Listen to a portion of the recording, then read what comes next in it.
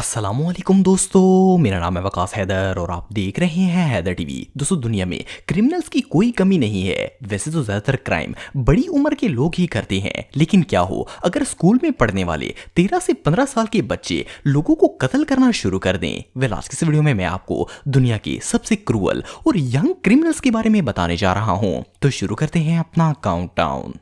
Costa किकमैनोविक 203 मई 2023 में Serbia के इलाके बेलग्रेड के एक स्कूल में अचानक से एक शख्स दाखिल हुआ। देखने में ये बिल्कुल यंग सा लड़का लगता था। इसने मुंह पर मास्क पहना हुआ था और इसके हाथ में 2 गन्स भी थीं। जैसे ही ये स्कूल में दाखिल हुआ, इसने सबसे पहले एंट्रेंस पर मौजूद सिक्योरिटी गार्ड्स को शूट किया और फिर स्कूल के अंदर दाखिल हो गया। जब ये हॉलवे में पहुंचा तो वहां 2 स्टूडेंट लड़कियां मौजूद थीं। इसने इन दोनों लड़कियों पर गोलियां चला दी, जिससे इनकी वहीं पर डेथ हो गई।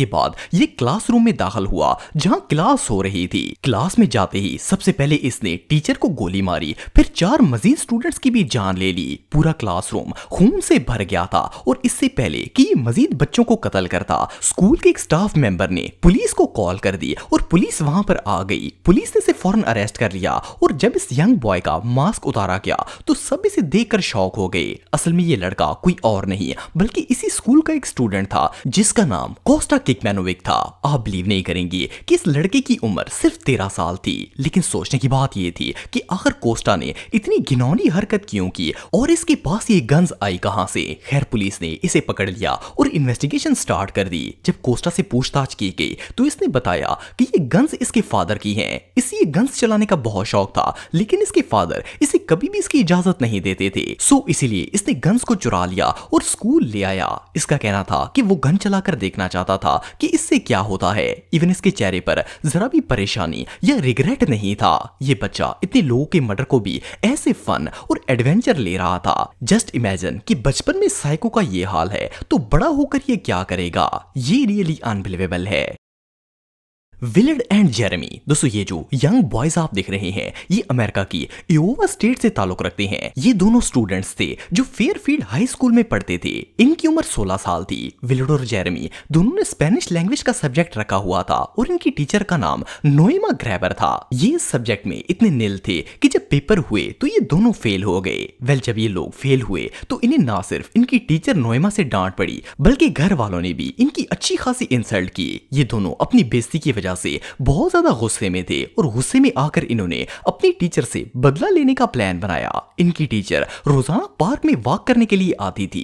एक दिन इन दोनों ने सोचा कि क्यों ना पार्क में ही इस टीचर का काम तमाम कर दिया जाए। सो ये दोनों मिस नोएमा के आने से पहले पार्क में आकर छुप गए। इनकी टीचर एज यूजुअल पार्क में आई और वॉक करना स्टार्ट कर दी। जैसे ही इन्होंने देखा कि आसपास कोई मौजूद नहीं है तो इन्होंने मिस नोएमा के सर के पीछे वार करके इन्हें पहले बेहोश किया और फिर इन्हें झाड़ियों में ले गए। वहां जाकर इन्होंने इस बेचारी टीचर को न सिर्फ चाकू मारकर कत्ल किया बल्कि आखिर में विलर्ड ने इसका गला दबाकर कंफर्म किया कि इसकी सांस रुक गई है और ये मर चुकी है। इसके बाद इन दोनों ने अपनी टीचर को दफना दिया। जब कुछ दिन तक मिस नोएमा की कोई खबर नहीं मिली तो इसकी फैमिली मेंबर्स ने पुलिस को इन्फॉर्म कर दिया। पुलिस ने जब इन्वेस्टिगेशन स्टार्ट की तो इन्हें पता चला कि मिस नोएमा के फोन में एक मैसेज मौजूद था जिसमें लिखा था कि आप मेरी स्पेनिश टीचर हैं और आपका गुड बाय कहने का टाइम आ गया है। जब पुलिस ने छानबीन की तो पता चला कि वो मैसेज विलर्ड ने किया था। पुलिस ने फौरन इन दोनों को अरेस्ट कर लिया। इन 16 साल के लड़कों ने बदला लेने के लिए अपनी टीचर को मौत के घाट उतार दिया था। वेल, इससे ज्यादा क्रूअल बच्चे दुनिया में और कोई नहीं हो सकते। Robert and Michael. दोस्तों, ये 22 जुलाई 2015 की रात थी। ओक्लाहोमा की पुलिस को एक लड़की की कॉल रिसीव हुई। इसकी आवाज से ऐसा लग रहा था जैसे ये बहुत ही तकलीफ में है और इसने पुलिस को जो बात बताई इसे सुनकर ये लोग शॉक हो गए। इस लड़की का कहना था कि इसके 2 भाइयों ने पूरी फैमिली को कत्ल कर दिया है और इन्हें पुलिस की हेल्प चाहिए। पुलिस फौरन इस लड़की के घर पहुंची और जब इन्होंने घर के अंदर जाकर देखा तो वो लड़की खून से लिपटी पड़ी थी। इसने पुलिस को बताया कि इसके 2 भाई रॉबर्ट और माइकल ने पूरी फैमिली को कत्ल कर दिया है। एनीवे से फौरन हॉस्पिटल भेजकर पुलिस ने घर की तलाशी लेना शुरू कर दी। जब इन्होंने देखा तो एक कमरे में मर्द और औरत की लाशें पड़ी हुई थी। इनकी पूरे जिस्म पर चाकू और छुरियों के निशान थे और इन्हें देखकर ऐसा लगता था जैसे इन्हें बहुत ही बेदर्दी से मारा गया है। सिर्फ इतना ही नहीं बल्कि पुलिस को इस घर से 3 मासूम बच्चों की भी लाशें मिली। एनीवे, पुलिस ने इन दोनों भाइयों को ढूंढना स्टार्ट कर दिया और कुछ ही देर बाद इन्हें घर के पीछे मौजूद झाड़ियों के अंदर से ढूंढ निकाला। इन दोनों के हाथों हाथों और कपड़ों पर लगे खून को देखकर क्लियरली अंदाजा लगाया जा सकता था कि यही किलर्स हैं। पुलिस ने इन्हें अरेस्ट कर लिया और जब इनसे पूछताछ की गई तो ना सिर्फ इन्होंने अपना जुर्म कबूल कर लिया, बल्कि इनमें से एक किलर जिसका नाम रॉबर्ट था वो इस तरह रिएक्ट कर रहा था जैसे इसे किसी बात की परवाह ही नहीं है। रॉबर्ट की उम्र 17 साल थी जबकि माइकल इससे 1 साल छोटा था। जब पुलिस ने माइकल से इन्वेस्टिगेशन की तो इसने बताया कि असल में ये रॉबर्ट का प्लान था। रॉबर्ट रातों रात फेमस होना चाहता था, इसलिए इसने ये शॉर्टकट अपनाया और माइकल को भी अपने प्लान का हिस्सा बना लिया। इसका कहना था कि इन दोनों भाइयों ने ये मर्डर कोलंबियन स्कूल में होने वाले हादसे से इंस्पायर होकर किए हैं। इन्हें लगता था कि ये क्राइम से ज्यादा फेमस हो जाएंगे। ये दोनों स्कूल नहीं जाते थे, इसलिए इन्होंने घर में ही सीरियल किलर बनने का प्लान बना लिया। एनीवे कोर्ट ने इन दोनों को उम्र कैद की सजा सुना दी और आज भी ये दोनों भाई सलाखों के पीछे हैं। लेकिन ये हादसा इतना भयानक था कि गवर्नमेंट ने इनके पूरे घर को जला दिया ताकि वो किसी को याद भी ना रहे और अब इस जगह पर एक पब्लिक पार्क बनाया गया है।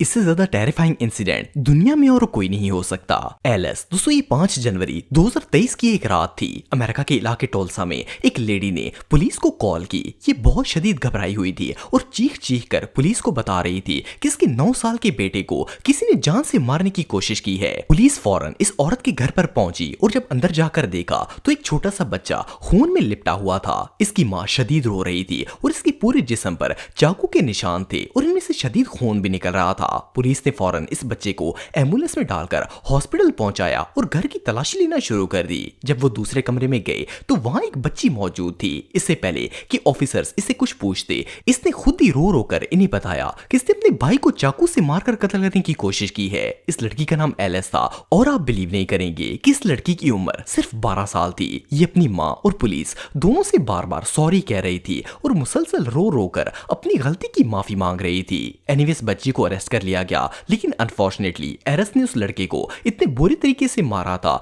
कि उस बच्चे की डेथ हो गई। बाद में पुलिस ने जब बच्चे की मां से इन्वेस्टिगेशन की तो इसने बताया कि एलिस को एक खास किस्म की बीमारी है जिसे ADHD कहा जाता है। इस बीमारी में इंसान बहुत जल्दी हाइपर हो जाता है और ओवर रिएक्ट करना स्टार्ट कर देता है। यहाँ तक कि इस लड़की का ट्रीटमेंट भी चल रहा था, लेकिन किसी ने सोचा भी नहीं था कि वो अपने छोटे भाई की जान ले लेगी। इस टेरिफाइंग हादसे को सुनने के बाद तो किसी के भी रोंगटे खड़े हो जाएंगे। I'm sorry, please. I'm so sorry. How old are you? I'm 12 years old. I'm sorry, Mama. I'm so sorry. I don't know what happened. तो दोस्तों आज के लिए बस इतना ही। उम्मीद आपको वीडियो पसंद आई होगी। अगर आप मुझे इंस्टाग्राम पे फॉलो करना चाहते हैं तो दी हैदर टीवी पे आप मुझे फॉलो कर सकते हैं। मिलता हूं आपसे नेक्स्ट वीडियो में, तब तक के लिए अल्लाह हाफिज।